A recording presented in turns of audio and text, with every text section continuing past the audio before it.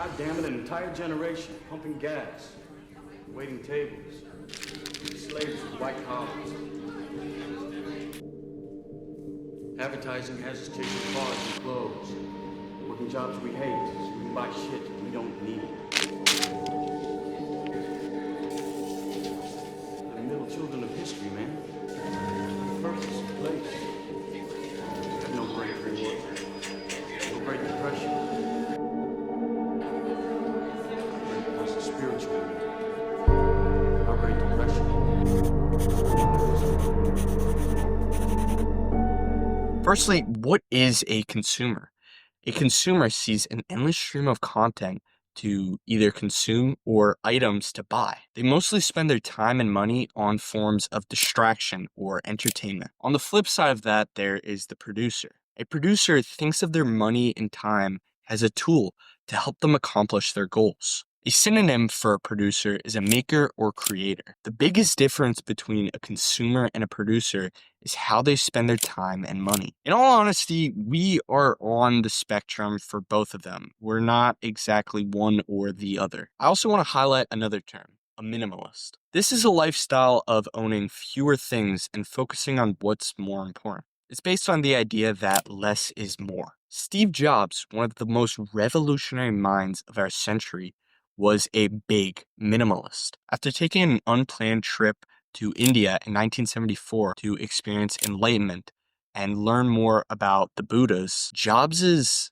outlook and paradigm shifted. He would start doing these major fasts throughout the day, oftentimes only consuming water and a couple slices of apples weeks on end. This was a form of self-discipline and purification for his body, and he overall believed that what he puts in his body and what he consumes affects his cognitive levels and energy throughout the day. Steve wanted to feel as sharp and creative as possible. Looking at his house, he would only have a picture of Einstein, a Tiffany table lamp, a chair, and a bed.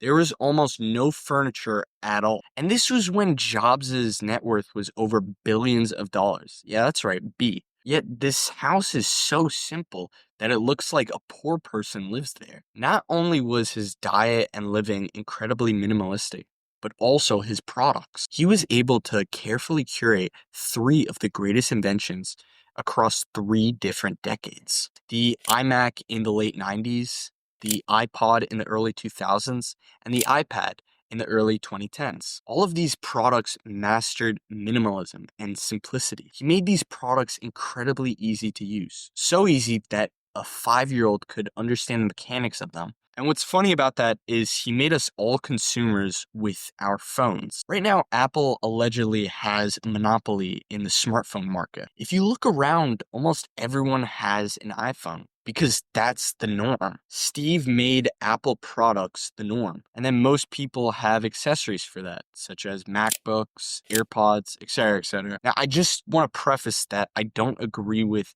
any of Steve Jobs' abuse towards his employees or his crazy extreme philosophies. But I do find this level of minimalism extremely enticing and interesting. Jobs believed in only having things he needed and not splurging on other irrelevant items. And that is what I want to get at in this video. If you look around, do you really need most of the stuff in your room? I can guarantee you most of it is junk. Another topic that I want to bring up is the difference between the real world and the digital world. How most people don't match their attention to the real world than they do in the digital world. Paying attention in the real world is so lost in this world. It's actually insane. I see people who have the most well thought out backgrounds for their phones. You know, they have like little shortcuts of how to get to the apps. Their Instagram is perfectly laid out.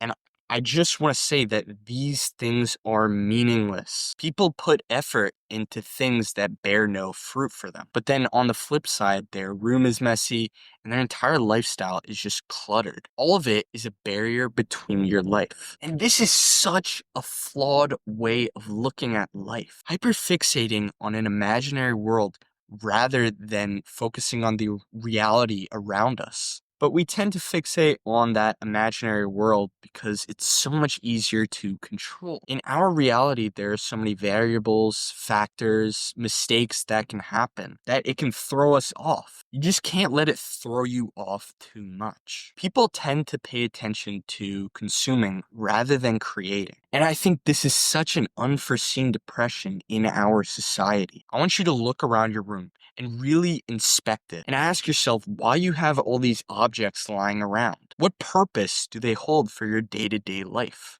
A book I have brought up in the past is 12 Rules for Life by Jordan Peterson. And I want to bring up a quote in chapter 6. But success makes you complacent. We forget to pay attention. We take what we have for granted. We turn a blind eye. We fail to notice that things are changing or that corruption is taking root and everything falls apart. Is that the fall of reality, of God?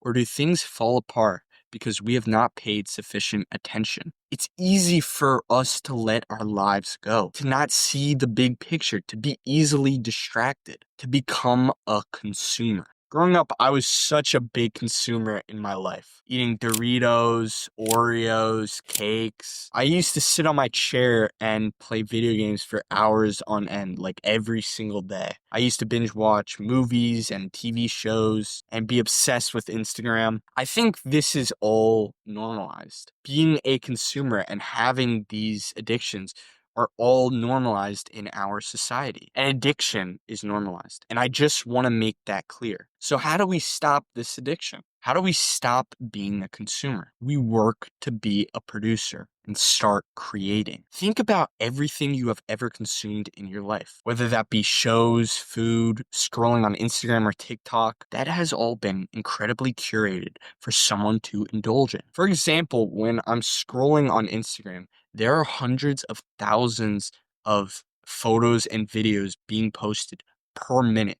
And there are around 95 million photos and videos being posted per day just on Instagram. Instead of being a consumer, you should start to post your thoughts online or cook your own dishes or write a book or anything. As long as you are creating something that you are passionate about, then that puts you in the producer category. All right, that is going to be the end of the video. I hope you guys like the beginning section. Hope this video blows up. I like making these videos, and if you have any suggestions, leave them down in the comment section below. Make sure to subscribe and like this video.